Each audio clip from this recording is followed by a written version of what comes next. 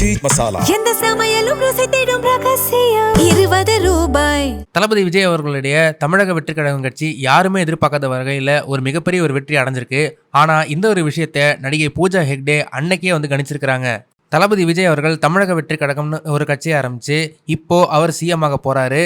ஆனால் அவர் சிஎம் ஆகிறதுக்கு முன்னாடி அவர் கடைசியாக நடித்த படம் தான் ஜனநாயகன்.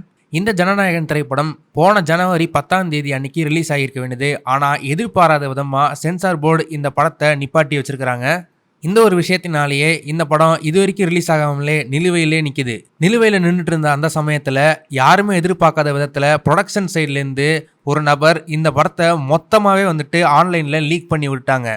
இதனால் ப்ரொடியூசர் சைடில் ஒரு மிகப்பெரிய நஷ்டம் ஏற்பட்டதாகவும் பத்தாக்குறைக்கு அமேசான் அவங்க தான் ஓடிடி ரைட்ஸ் வச்சுருந்தாங்க. இப்போ அவங்களும் கான்ட்ராக்ட்லேருந்து விலகிட்டதாகவும் செய்திகள் வந்துச்சு.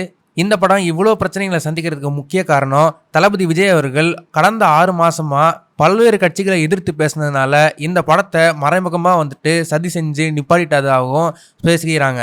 எது எப்படி இருந்தாலும் இப்போ விஜய் சிஎம் ஆகிட்டதுனால கூடிய சீக்கிரம் இந்த படம் வரும் அப்படின்னும், டைட்டில் கார்டில் சிஎம் விஜய்னு வருமா அல்லது பழையபடி தளபதி விஜய்னு வருமா அப்படின்னு ரசிகர்கள் ஒரு எதிர்பார்ப்போடு இருக்கிறாங்க. இந்த நிலையில் ஜனநாயகன் ஷூட்டிங் அப்போ எடுத்த ஒரு வீடியோவில் பூஜா ஹெக்டே அவர்கள் ஹூ வின்ஸ் டிஎன் எலெக்ஷன் அப்படின்னு போர்டில் எழுதியிருக்கிறத பார்த்துட்டு நேராக அப்படியே தளபதி விஜயை பார்த்து திரும்புகிற மாதிரி ஒரு வீடியோ இப்போ சோஷியல் மீடியாவில் வைரலாக போய்கிட்டு இருக்கு. இப்போது அவங்க சொன்ன மாதிரியே தளபதி விஜய் அவர்கள் தான் தமிழக எலெக்ஷனில் வின் பண்ணியிருக்கிறாரு.